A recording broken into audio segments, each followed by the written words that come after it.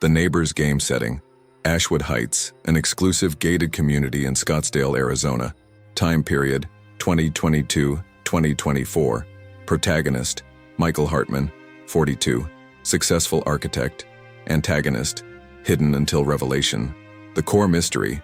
Michael Hartman's perfect life in Ashwood Heights begins crumbling through a series of accidents. Sabotaged car brakes, poisoned expensive landscaping, leaked confidential work documents, exposed personal secrets.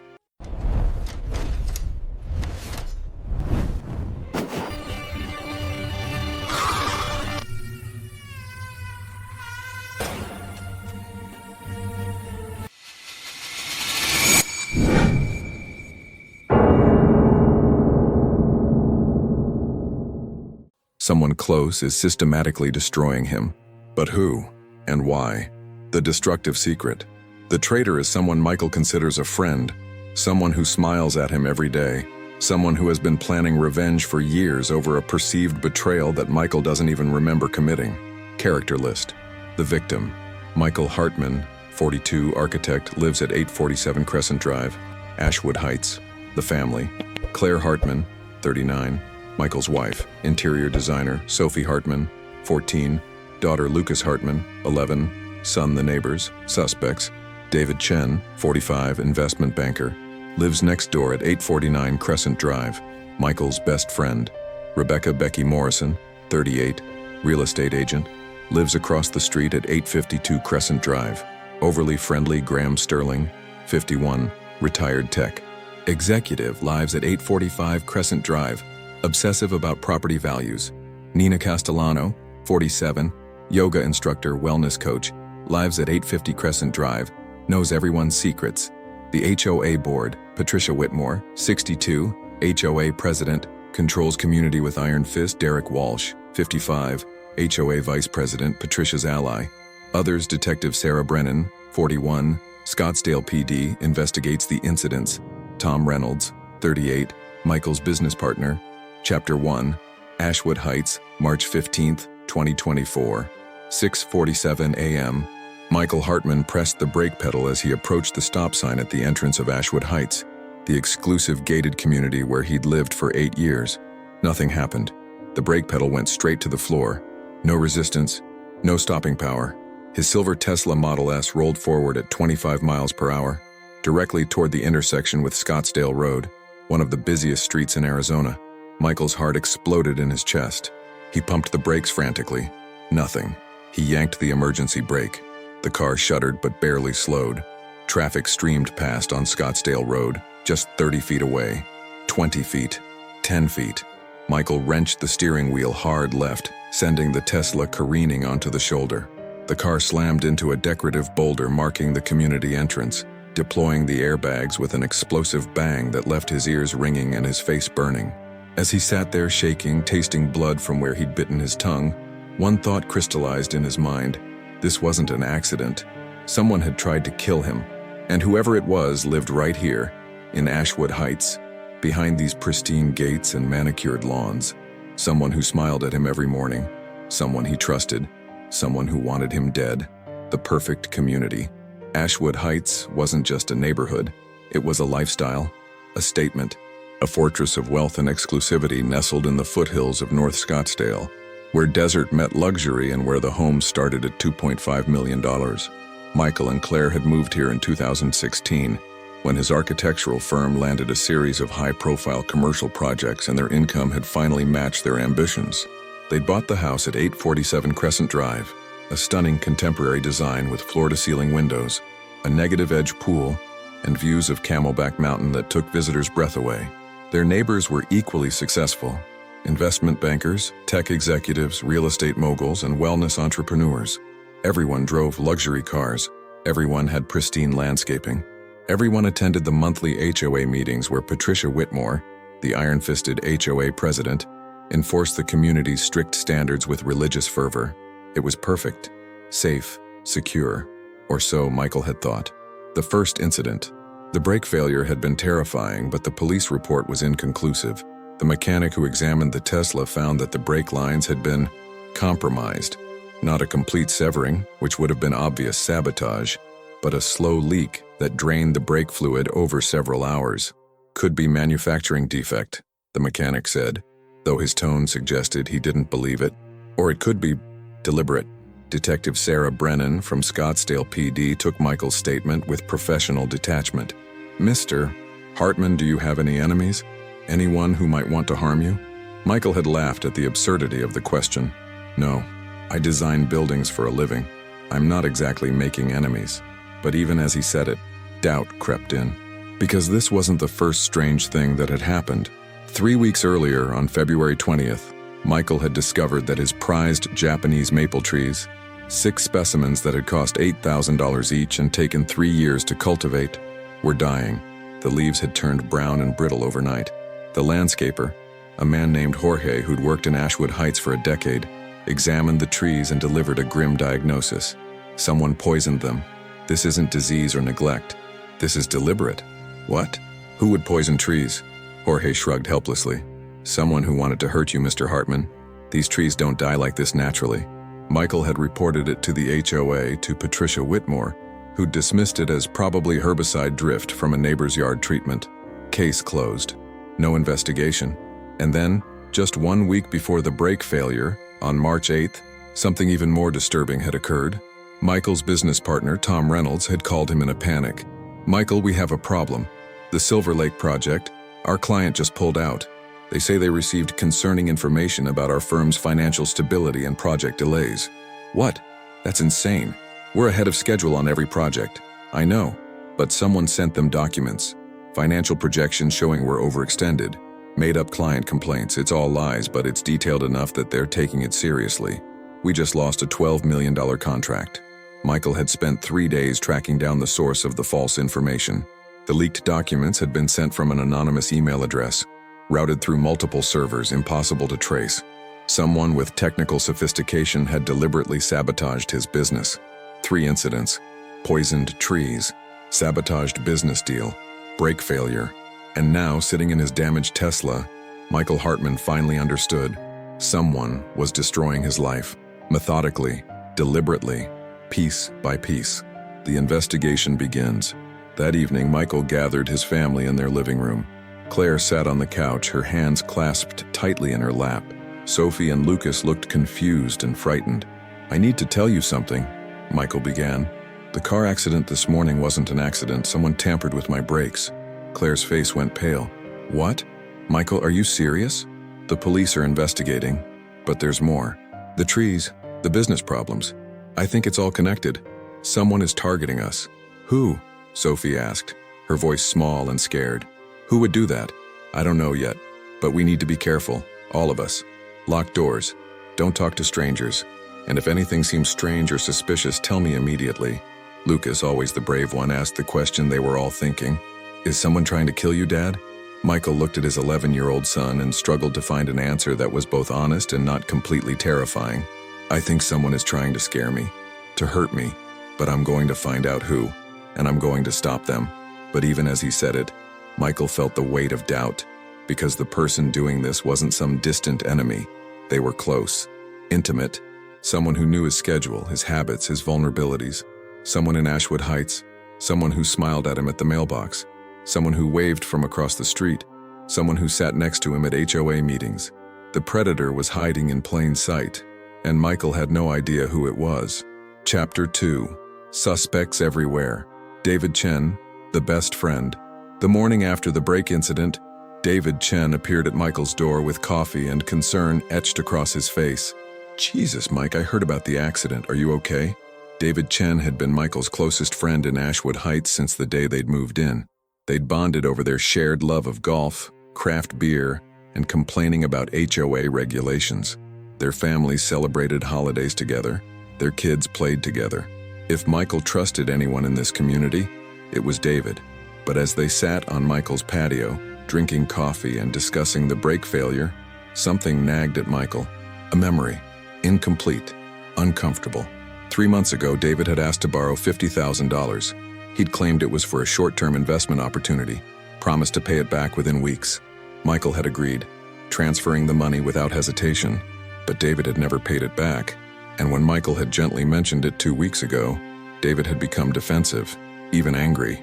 "I said I'd pay you back when I can," David had snapped. "Stop pressuring me." It had been the first real tension in their friendship. And now, sitting here with David's concerned expression and supportive words, Michael couldn't help but wonder, was the concern genuine? Or was David Chen a better actor than Michael had realized? Detective Brennan had asked Michael to list anyone with potential motive. David owed him money. David had access to his garage. They'd exchanged garage codes years ago for emergencies. David knew his schedule intimately. Was it possible? Rebecca Morrison, the overly friendly neighbor. Rebecca Morrison, who insisted everyone call her Becky, was Ashwood Heights' most energetic resident. A real estate agent who'd sold half the homes in the community. She knew everyone's business and seemed to take personal pleasure in being the neighborhood's unofficial social coordinator. She'd organized block parties, charity drives, and holiday decorations. She was friendly to the point of being intrusive, always dropping by with cookies or invitations or unsolicited advice.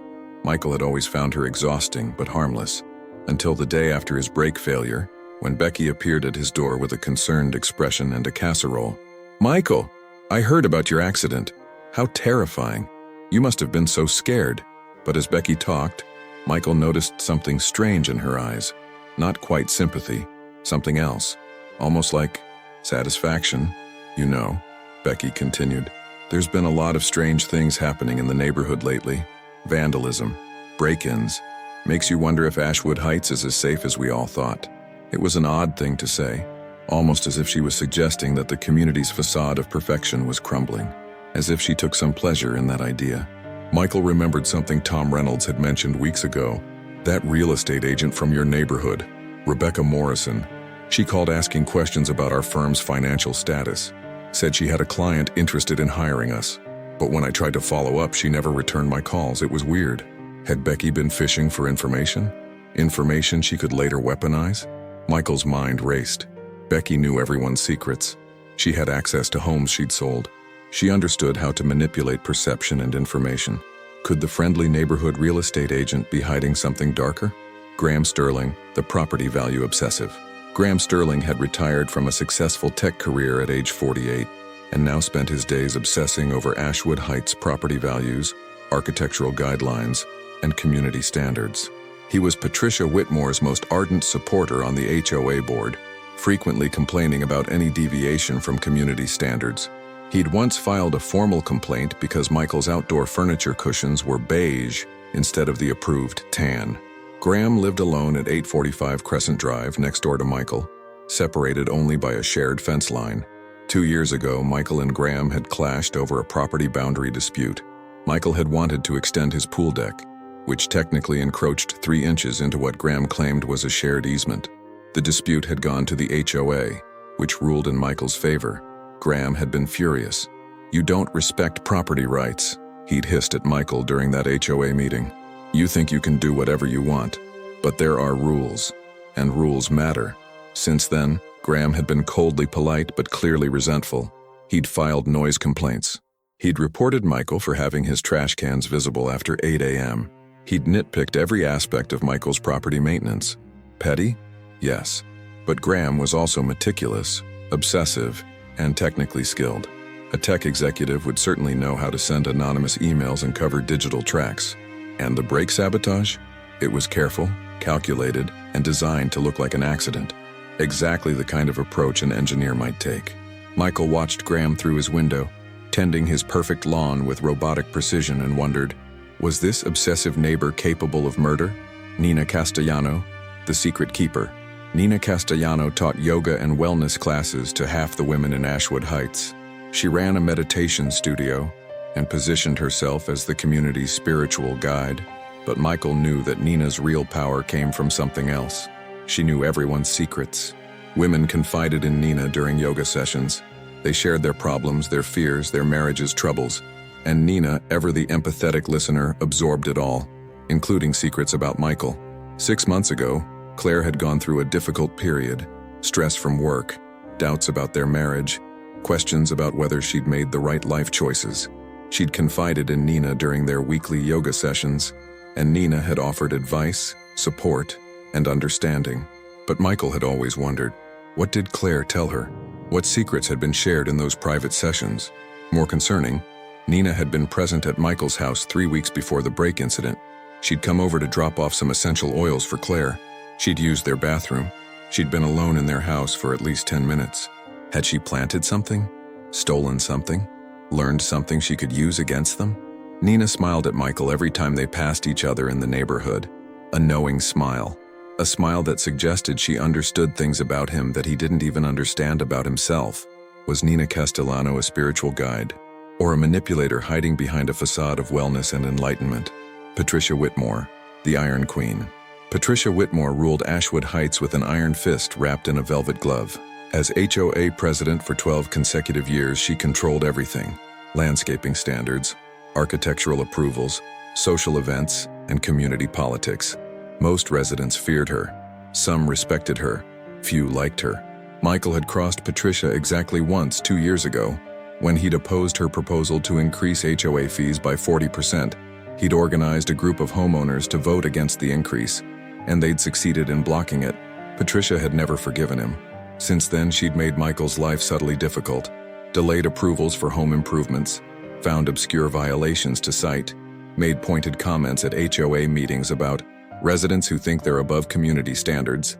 But would Patricia escalate from petty harassment to attempted murder? Michael wasn't sure, but he knew that Patricia had power, resources, and a vindictive streak that ran deep, and she'd once said something that now echoed in his mind. People who disrupt this community always regret it eventually. Had Patricia decided it was time for Michael to regret crossing her? The paranoia grows. By the end of that week, Michael trusted no one. Every friendly wave from a neighbor felt like a threat. Every casual conversation felt like reconnaissance. Every smile seemed to hide malicious intent. He installed security cameras around his property. He changed all his passwords. He stopped sharing his schedule with anyone. But the incidents continued. On March 22nd, someone slashed all 4 tires on Claire's car. On March 25th, Sophie received threatening anonymous texts. "Your dad has enemies. Watch your back." On March 28th, Michael's email was hacked and embarrassing personal messages were forwarded to his entire client list. Whoever was doing this wasn't stopping. They were escalating. And Michael Hartman, trapped in his perfect gated community, realized something terrifying. The predator wasn't just close. The predator was invisible, living among them, smiling, waving, waiting. And unless Michael figured out who it was, his entire life would be destroyed. Chapter 3. The investigation deepens. Detective Brennan takes control. April 2nd, 2024. Detective Sarah Brennan sat across from Michael in his home office, her notepad filled with details from 3 weeks of escalating incidents. "Mr. Hartman, I need you to understand something," Brennan said, her voice direct and professional. "This isn't random vandalism. This isn't teenage pranks. Whoever is doing this has intimate knowledge of your life, your schedule, and your vulnerabilities. They're patient, calculated, and they're not stopping." Michael nodded, exhausted. He hadn't slept properly in weeks. Every sound in the night made him jump. Every neighbor's glance felt like a threat. The tire slashing, the threatening texts to your daughter, the email hack, these aren't the work of an opportunist, Brennan continued. This is someone with a vendetta, someone who feels you wronged them deeply, and they're willing to destroy everything you have to settle that score. "But I don't know what I did." Michael's voice cracked with frustration. "I've gone through every interaction, every business deal, every conversation I can remember. I can't figure out what I did to make someone hate me this much." Brennan leaned forward. "That's often how it works. The offense that triggered this might seem insignificant to you, but to them, it was unforgivable. A perceived insult, a social slight, a business decision that cost them something, and they've been planning revenge ever since." She flipped through her notes. "I've interviewed all your immediate neighbors: David Chen, Rebecca Morrison, Graham Sterling, Nina Castellano, Patricia Whitmore. They all have alibis for some, but not all, of the incidents, which tells me either we're dealing with someone who's very careful about timing or someone who has help." "Help?" Michael's blood ran cold. "You think more than one person is involved?" "It's possible. Or it's possible one person is manipulating others without their knowledge, planting ideas, creating situations, using people as unwitting accomplices." Brennan pulled out a photograph. Security camera footage from the night Michael's tires were slashed. A figure in dark clothing, face obscured by a hood, moving through the shadows near his driveway at 2:47 a.m. "We can't identify them from this," Brennan said. "But notice something? They knew exactly where your cameras were positioned. They stayed just outside the clear view range. This person has studied your security system." Michael stared at the grainy image. Someone he knew. Someone who'd been to his house. Someone he'd trusted enough to let them observe his security setup. The list of suspects remained the same, but the evidence was narrowing. The financial investigation.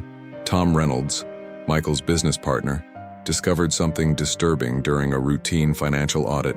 "Michael, someone's been accessing our company server," Tom said during an emergency video call. "For the past 3 months, someone with sophisticated hacking tools has been downloading files, client contracts, financial records, project proposals, everything. Can we trace who it is?" The digital forensics team says the access came through a VPN routed through multiple countries. Whoever did this knows how to cover their tracks. But here's the thing. They got in using credentials that match your login. Either someone stole your password, or someone created a backdoor that mimics your access. Michael's mind raced. His password was complex, changed regularly, and stored only in an encrypted password manager. For someone to access it, they'd need either incredible hacking skills or physical access to his devices. And he'd left his laptop unattended at exactly 3 locations in the past 6 months: his office, his home, and the Ashwood Heights clubhouse during HOA meetings. Someone in his immediate circle had done this. Someone he'd sat next to. Someone he'd left alone with his belongings, even if just for a few minutes. David Chen, the first accusation. On April 5th, David Chen called Michael, his voice tight with anger. "Mike, we need to talk. Detective Brennan just left my house. She's treating me like a suspect. She asked about the money I owe you, about our friendship, about whether I have access to your garage. It's insulting." Michael felt a wave of guilt. "David, I'm sorry. She's investigating everyone. It's not personal." "It feels pretty damn personal," David interrupted. "I'm your friend, Mike. We've been friends for 8 years, and now you're letting the police treat me like some kind of criminal?" "Someone tried to kill me," Michael said quietly. "Someone poisoned my trees, sabotaged my business, hacked my email, threatened my daughter. I don't have the luxury of trusting anyone right now, not even you." There was a long, painful silence. "You really think I could do this?" David's voice was hollow. "After everything we've been through together? I don't know what to think anymore." David hung up without another word. Their friendship, 8 years of trust, shared memories, mutual support, shattered in that moment. And Michael felt the weight of isolation pressing down on him like physical pressure. If he couldn't trust David, who could he trust? Rebecca Morrison's strange behavior. On April 8th, Claire came to Michael with a troubling observation. "Becky Morrison stopped by this afternoon while you were at work. She wanted to check on how we're doing after everything that's happened. But Michael, the way she asked questions, it felt wrong." "Wrong how?" "She kept asking about your routine, when you leave for work, when you come home, whether you've changed your security codes." She framed it as concern for our safety, but it felt like she was gathering information. Michael's jaw tightened. "What did you tell her?" "Nothing specific. I was polite but vague. But afterward I watched her from the window. She didn't go straight home. She walked down the street, and I swear she was taking photos of our house on her phone."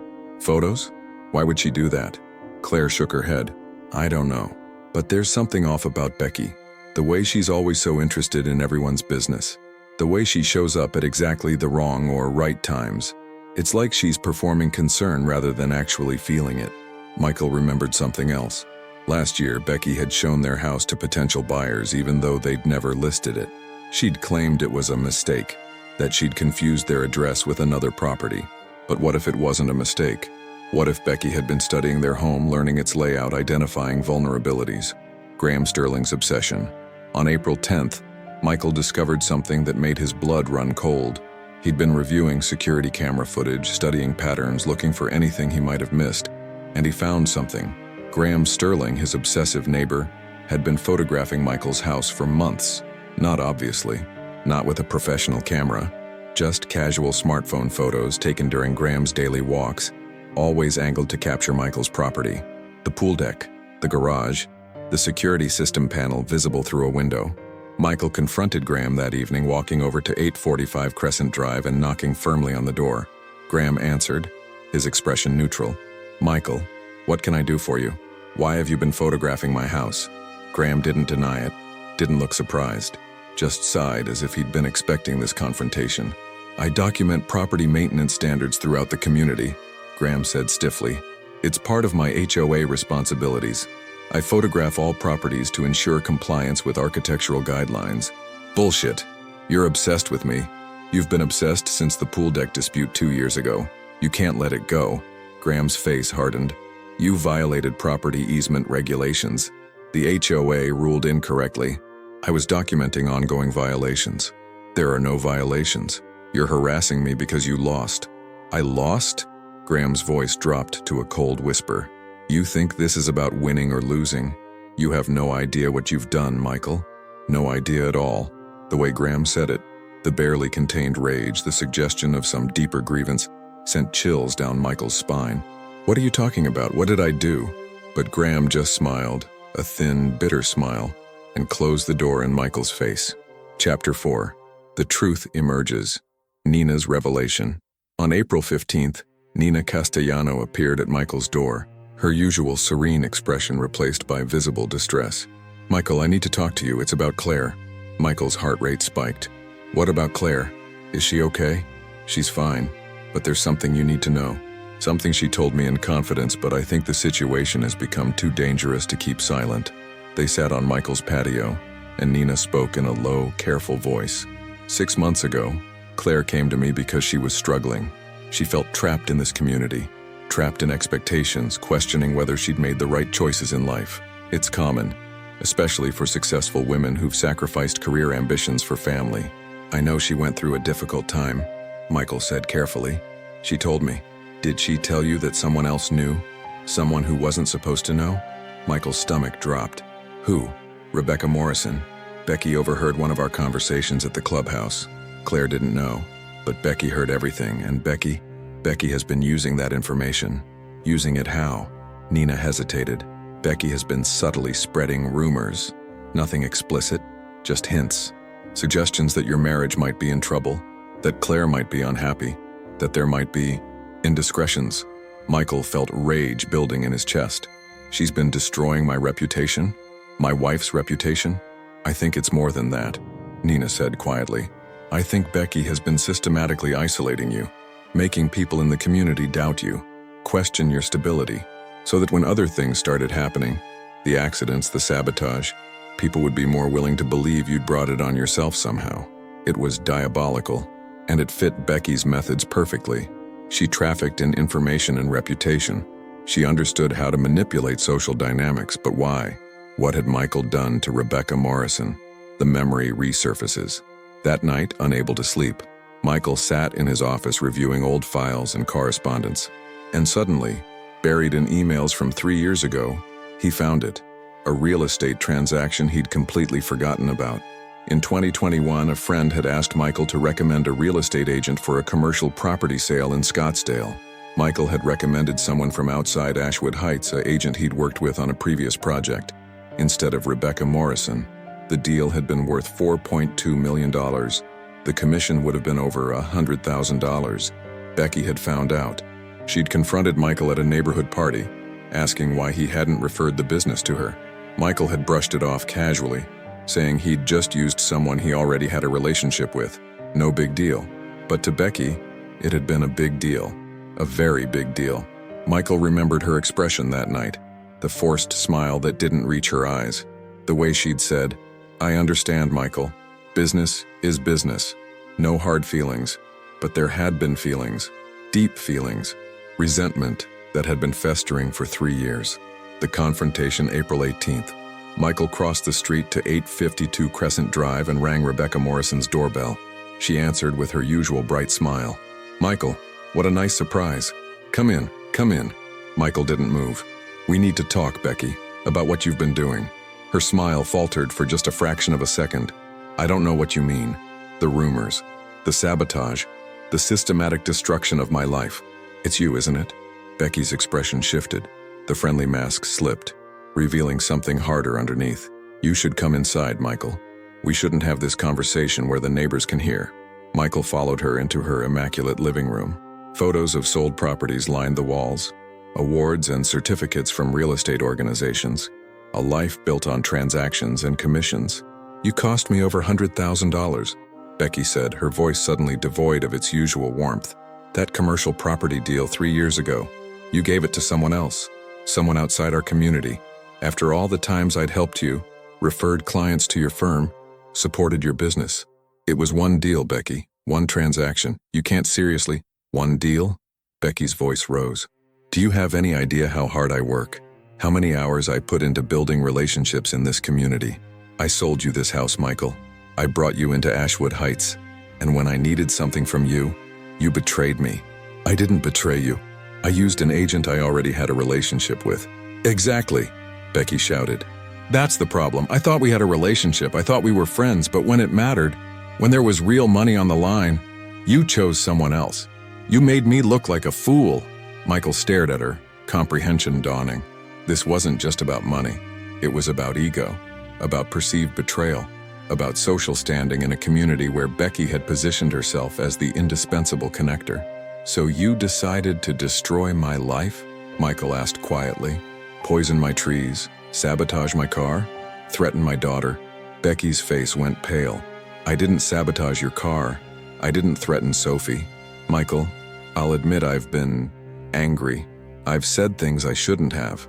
I've maybe encouraged people to question you, but I would never actually hurt you or your family." "Then who did?" Becky's hands trembled. "I don't know. But Michael, I think we're both being played." The real traitor revealed. Detective Brennan called Michael at 11:47 p.m. that same night. "Mr. Hartman, I need you to come to the station. Now. We've identified who's behind the sabotage, and you're not going to believe it." Michael arrived at Scottsdale Police Headquarters 20 minutes later. Brennan led him to an interview room where security footage was playing on a monitor. The footage showed someone entering Michael's garage on the night before his brake failure. A figure in dark clothing, moving with careful precision, working on the Tesla's brake lines for exactly 8 minutes before disappearing into the night. "We obtained this from a neighbor's security camera that had wider range than yours," Brennan explained. "Watch what happens next." The figure removed their hood as they left Michael's property. Michael's heart stopped. It was Graham Sterling, but the footage continued. Graham walked directly to another house, not his own. He walked to 849 Crescent Drive, David Chen's house. "Keep watching," Brennan said. David Chen opened his door. Graham entered, and through David's window, visible in the security footage, the two men embraced. Not a friendly hug, a romantic embrace, an intimate kiss. Michael felt his reality tilting. David and Graham? They're together. Partners, Brennan confirmed. They have been for over 2 years. They've been hiding it from the entire community. But why? Ashwood Heights isn't homophobic. No one would care if David's ex-wife would care, Brennan interrupted. His custody agreement stipulates that any significant lifestyle changes could trigger a review of custody arrangements for his 2 children. If his ex-wife knew he was in a relationship with a man, she could use it in court. David was terrified of losing his kids. Michael's mind raced, pieces falling into place. The money, the $50,000 David borrowed. It wasn't for an investment, it was for legal fees, Brennan confirmed. David was working with an attorney to modify his custody agreement. He needed the money desperately, but you started asking about repayment before he was ready. You pressed him, and he panicked. But I didn't press him hard. I just mentioned it once. Graham didn't see it that way. Graham saw you as a threat, someone who might expose David's financial problems, which could lead to questions about the relationship, which could cost David his children. So Graham decided to eliminate the threat. By killing me? By scaring you out of the community, Brennan corrected.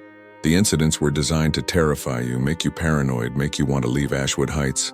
If you moved away, you wouldn't be a threat anymore. But you didn't leave. You fought back. You investigated. And that made Graham more desperate, more dangerous. Michael felt sick. So everything, the trees, the brakes, the threats, that was all Graham? Most of it, yes. Though Rebecca Morrison's rumor campaign provided convenient cover. She was destroying your reputation while Graham was destroying your property and safety.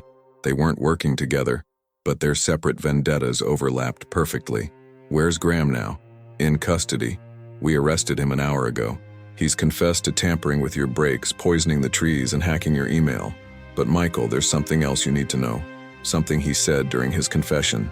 Brennan pulled up another file on her computer, a typed transcript of Graham's statement. "Read the last paragraph," she said. Michael read, "I did it to protect the person I love. David Chen is a good man who's been forced to hide who he is because of a vindictive ex-wife and a judgmental legal system."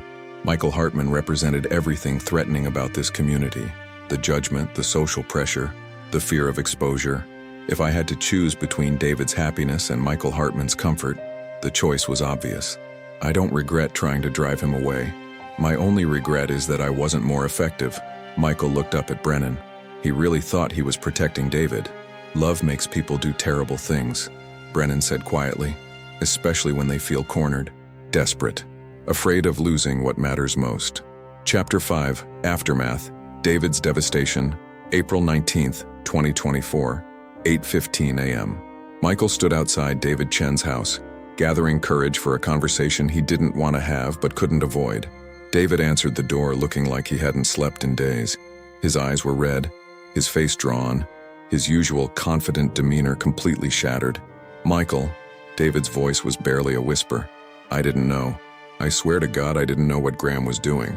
They sat in David's living room, a space Michael had visited countless times for game nights, holiday parties, and casual dinners. Now it felt foreign, contaminated by secrets and betrayal. "When did you find out?"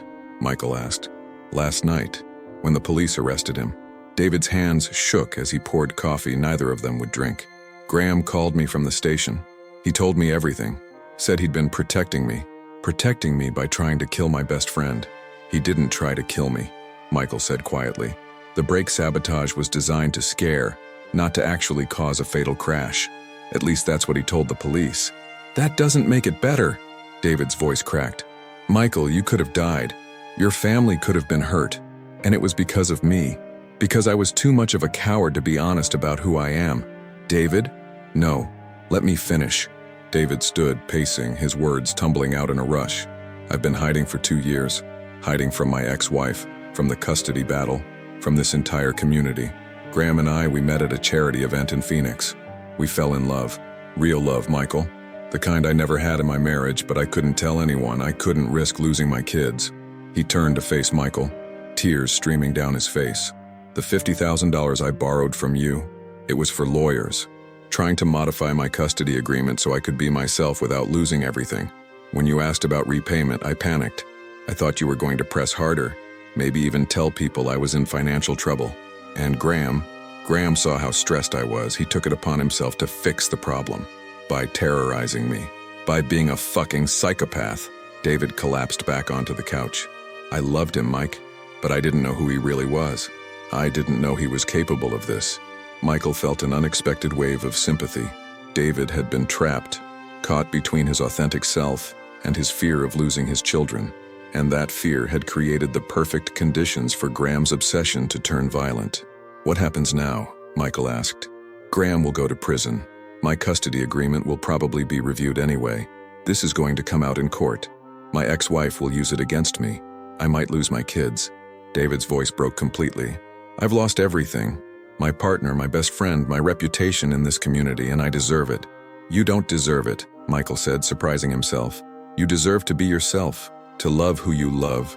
What Graham did, that's not your fault. But it wouldn't have happened if I'd just been honest from the start. Maybe. Or maybe Graham's obsessive nature would have manifested differently. You can't take responsibility for someone else's violence, David. That's on him." They sat in silence for a long moment. The friendship they'd had for 8 years couldn't be simply restored. Too much had happened. Too much trust had been broken. But maybe, Michael thought, understanding was a place to start. Rebecca's reckoning. That afternoon, Rebecca Morrison appeared at Michael's door, her usual bright confidence replaced by visible anxiety. "Michael, can we talk, please?" They sat on his patio, the same place where so many previous confrontations had occurred. Becky clutched a folder in her hands, her knuckles white. "I need to apologize," she began. "Not just for spreading rumors or creating problems. I need to apologize for letting my ego and my resentment turn me into someone I don't recognize." She opened the folder, revealing printed screenshots of text messages and social media posts. "This is everything. Every rumor I started. Every conversation where I planted doubts about you or Claire. Every manipulation I orchestrated. I'm giving it all to you. If you want to sue me, press charges, whatever. I understand. Michael took the folder, flipping through pages of damning evidence. Becky had been thorough in her campaign of social sabotage. Text messages to other neighbors suggesting Michael's business was failing. Facebook posts hinting at marital problems. Carefully worded comments to the HOA questioning Michael's stability. "Why are you giving me this?" Michael asked. "Because I'm done," Becky said simply. "When I heard about Graham's arrest, when I realized that my petty vindictiveness provided cover for someone who was actually trying to hurt you, I was horrified. I thought I was just making your life uncomfortable, but I contributed to a situation that almost got you killed." She met his eyes, and for the first time, Michael saw genuine remorse. "That commercial property deal 3 years ago, I built it up in my head as this huge betrayal, but it wasn't. You didn't owe me that referral. I just felt entitled to it because I'd sold you your house. My ego couldn't handle that you didn't see me as indispensable. So you spent 3 years making me miserable. Yes, and I'm ashamed. I'm leaving Ashwood Heights, Michael. I've already put my house on the market. I can't stay here knowing what I've done. But before I go, I wanted you to have this evidence. Do with it whatever you think is right." Michael considered the folder in his hands. He could destroy Becky's reputation, sue her for defamation, ensure she never worked in real estate again. But what would that accomplish? "I'm not going to sue you," Michael said finally, "but I want you to understand something. Words have power, Becky. Rumors have consequences. You created an environment where people doubted me, questioned me, isolated me. That's not harmless gossip, that's social violence." "I know," Becky whispered, "and I'm sorry. Leave Ashwood Heights. Start over. But take this lesson with you. People aren't transactions. Relationships aren't investments that entitle you to returns. You can't weaponize social dynamics just because your ego got bruised." Becky nodded, tears streaming down her face. "I will. I promise." The community responds. News of Graham Sterling's arrest spread through Ashwood Heights like wildfire. Within days, the entire community knew. Graham had sabotaged Michael's car, poisoned his trees, hacked his email, all to protect his secret relationship with David Chen. The community's response was fractured and revealing.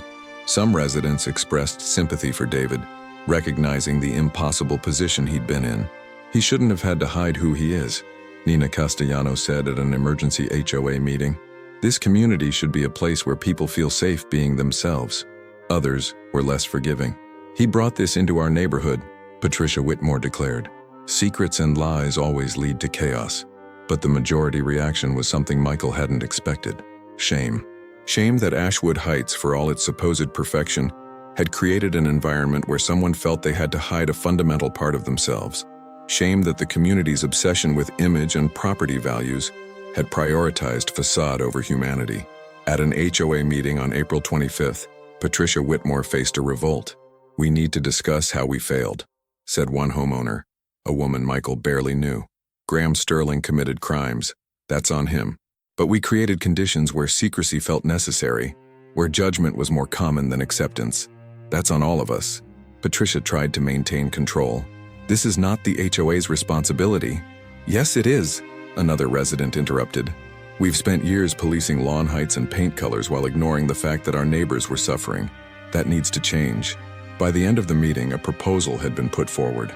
Ashwood Heights would revise its community values to explicitly include acceptance, privacy, and support. Social committees would focus less on judgment and more on genuine connection. Patricia Whitmore, outvoted and outmaneuvered, resigned as HOA president that night. Graham's sentencing, May 15, 2024. Michael attended Graham Sterling's sentencing hearing at Maricopa County Superior Court. Graham had pleaded guilty to attempted vehicular manslaughter, criminal damage, cybercrime, and stalking. His attorney argued for leniency based on his previously clean record and his motivation to protect someone he loved.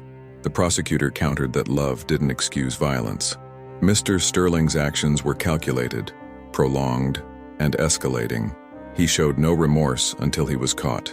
He represents a danger to anyone he perceives as threatening his interests. When given a chance to speak, Graham stood and addressed the court. He looked directly at Michael. "I'm not going to claim I was justified," Graham said, his voice steady. "What I did was wrong, criminal, dangerous. But I need Mr. Hartman to understand something. I didn't hate him. I never hated him. I was afraid. Afraid that the person I love most in the world would be taken from me. and fear made me do terrible things." He paused, his composure cracking slightly. "I destroyed a man's sense of safety in his own home. I traumatized his family. I betrayed basic human decency. And I did it all while telling myself I was being protective. That's not protection. That's violence. And I deserve whatever punishment this court decides." Judge Michelle Rodriguez sentenced Graham Sterling to 6 years in prison, with eligibility for parole after 4 years. Additionally, he was ordered to pay $87,000 in restitution to Michael for property damage and psychological counseling costs. As Graham was led away in handcuffs, he looked at David Chen, who sat in the back of the courtroom, crying silently. "I'm sorry," Graham mouthed. David looked away. Chapter 6. Rebuilding. 6 months later, October 2024. Ashwood Heights looked the same from the outside. Pristine lawns, luxury cars, manicured landscaping. But something fundamental had shifted beneath the surface. Michael and Claire had decided to stay. It had been a difficult decision, debated over countless conversations and sleepless nights. But ultimately, they'd concluded that running away would mean letting fear win. "This is our home," Claire had said. "We built our life here. We're not going to let Graham Sterling's violence take that from us." But they'd made changes. Enhanced security, therapy for the entire family to process the trauma, and most importantly, a new approach to community engagement. Less surface-level socializing, more genuine connection. David's custody battle. David Chen's worst fear had come true. His ex-wife used the revelations from Graham's trial to challenge his custody arrangement. The court battle was brutal and public, but something unexpected happened. David's children, ages 14 and 12, testified that they wanted to continue living with their father. They'd known about his relationship with Graham for months. Kids, it turned out, were more observant than adults gave them credit for. "Dad was happier when Graham was around," his daughter told the judge. "We like seeing him happy. We don't care that Graham is a man. We care that Dad was himself." The judge, moved by the children's testimony and recognizing that David had never been anything but a devoted parent, ruled in his favor. Custody remained split equally, with no changes to the existing arrangement. David called Michael the day the ruling came through. "I wanted you to know. The kids, they're going to keep living with me half the time. I didn't lose them. I'm glad," Michael said, and meant it. "I'm selling the house," David continued, "moving to downtown Phoenix. I can't stay in Ashwood Heights. Too many memories. Too much shame." "David, you don't have anything to be ashamed of." "Maybe not, but I need a fresh start. For me and the kids." They talked for an hour that night, the longest conversation they'd had since Graham's arrest. It wasn't the friendship they'd once had. That was gone, broken beyond repair. But it was something. Understanding, forgiveness, mutual recognition of how complicated human relationships could be. Nina's transformation. Nina Castellano emerged as an unexpected force for change in Ashwood Heights. She'd been quietly horrified by how her role as confidant and secret keeper had contributed to the community's toxic dynamics. She started offering free meditation and counseling sessions specifically focused on authenticity and vulnerability. "We spend so much time maintaining facades," she'd tell participants. "We're afraid to show weakness, to admit struggles, to be fully human. And that fear isolates us. It makes us targets for those who would exploit our secrets."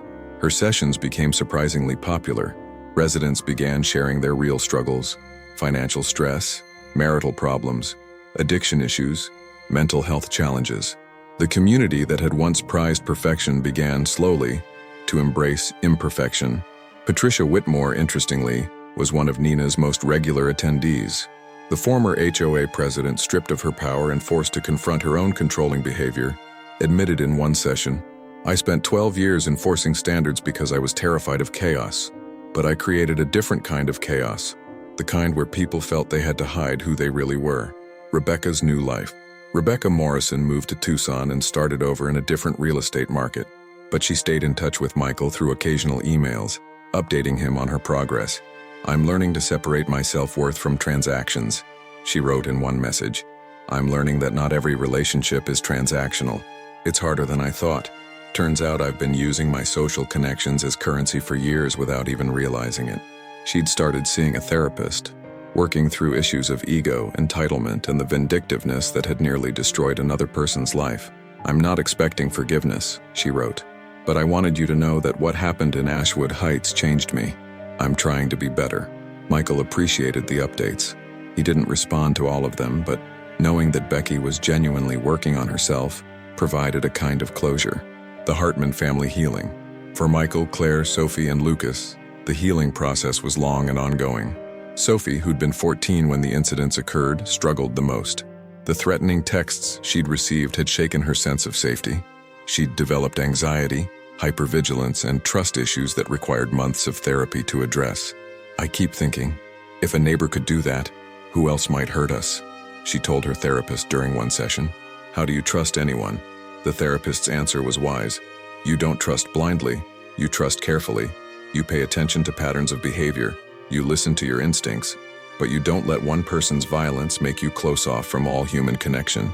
Lucas, younger and more resilient, processed the trauma differently. He became fascinated by criminology and psychology, wanting to understand what made people like Graham Sterling do what they did.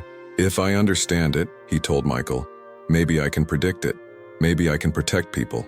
Claire channeled her trauma into advocacy work, joining a non-profit that supported victims of stalking and domestic terrorism. "What we went through wasn't unique," she told Michael. "Lots of people experience this kind of proximity terror. They need resources, support, and people who understand." Michael himself struggled with trust and paranoia for months. Every friendly neighbor made him suspicious. Every casual conversation felt like it might be hiding malicious intent. Therapy helped, but the real breakthrough came from an unexpected source: Graham Sterling. Graham's letter. 7 months into his prison sentence, Graham wrote Michael a letter. Michael debated whether to read it, ultimately deciding that he needed closure more than he needed to avoid discomfort. The letter was 6 pages, handwritten, raw, and honest. "Mr. Hartman, I don't expect forgiveness. I don't deserve it. But I wanted you to understand something that I've only now begun to understand myself, through months of court-mandated therapy and isolation. I was taught my entire life that love required protection, that the people you care about must be shielded from any threat, any danger, any potential harm. My father was like this, obsessively controlling, seeing danger everywhere, convinced that extreme measures were necessary to keep families safe. I became him. Without realizing it, I adopted his pathology. When I fell in love with David and when I saw how afraid he was of losing his children, I convinced myself that protecting him meant eliminating any threat to his secret. You were never the real threat, Mr. Hartman. I was. My inability to distinguish between protection and violence, my certainty that I knew what was best, my conviction that the ends justified the means. I destroyed your sense of safety. I traumatized your family, and I did it all while telling myself I was being noble. That's the most dangerous kind of evil, the kind that believes it's good. I'm not asking for forgiveness. I'm just asking you to know that I understand now, and that understanding comes too late to undo the harm, but maybe not too late to prevent me from ever doing something like this again. I'll spend the next 4 years in here thinking about the man I became and working to become someone different. Someone who understands that real love doesn't terrorize, doesn't control, doesn't destroy. I'm sorry, those words are inadequate, but they're all I have. Graham Sterling. Michael read the letter 3 times. He felt no sympathy for Graham. The crimes were too serious, the trauma too deep. But he felt something else, a kind of understanding. Graham wasn't a monster. He was a deeply damaged person whose love had twisted into violence. It didn't excuse what he'd done, but it explained it. And explanation, Michael realized, was its own form of closure. 1 year later, epilogue, October 2025. Michael stood on his patio, watching the sunset over Camelback Mountain. The view that had once represented achievement now represented something else. Survival, resilience, and hard-won peace. Ashwood Heights had changed. The new HOA board, led by a coalition of residents committed to authenticity over perfection, had implemented new guidelines. Less focus on aesthetic regulations, more focus on community support. Social events now included mental health discussions, conflict resolution workshops, and genuine connection rather than performative socializing. David Chen had moved away, as promised, but he and Michael exchanged occasional texts, maintaining a distant but respectful relationship. David's custody battle had stabilized. His children were thriving. He'd started dating again, more openly this time. Rebecca Morrison had succeeded in Tucson, building a real estate business based on genuine service rather than social manipulation. She'd sent Michael a card on the anniversary of Graham's arrest. "Thank you for giving me the chance to become better." Graham Sterling would remain in prison for 3 more years. Michael didn't know if he'd ever truly forgive him, but he'd stopped hating him. Hate, he'd learned, was just another form of giving Graham power. Claire joined Michael on the patio, handing him a glass of wine. "What are you thinking about? How fragile everything is," Michael said. "How quickly a perfect life can fall apart. How close we came to losing everything." "But we didn't," Claire reminded him. "We're still here, still together. Stronger, actually." Michael nodded. She was right. The trauma had fractured them, but the healing had rebuilt them into something more resilient. They'd learned to trust carefully, love deeply, and never take safety for granted. Sophie called from inside the house. "Dad, Mom, dinner's ready." As they headed inside, Michael took one last look at the neighborhood, the pristine lawns, the luxury cars, the facades of perfection that everyone maintained. But now he knew what lay beneath those facades. Humanity in all its complexity, beauty, and danger. People struggling with secrets, fighting internal battles, capable of both tremendous love and terrible violence. Ashwood Heights wasn't perfect, it never had been, but it was real. And real, Michael had learned, was infinitely more valuable than perfect. The destructive secret wasn't just Graham's violence or David's hidden relationship or Becky's vindictiveness. The destructive secret was the illusion that any of them had ever been safe, that perfection could be maintained, that facades could protect them from the messy reality of human existence. Safety, Michael understood now, didn't come from walls and gates and HOA regulations. It came from honesty, from authenticity, from being willing to be vulnerable and imperfect and real. And that lesson, learned at terrible cost, was the only thing worth keeping from the nightmare that had been the last year of their lives.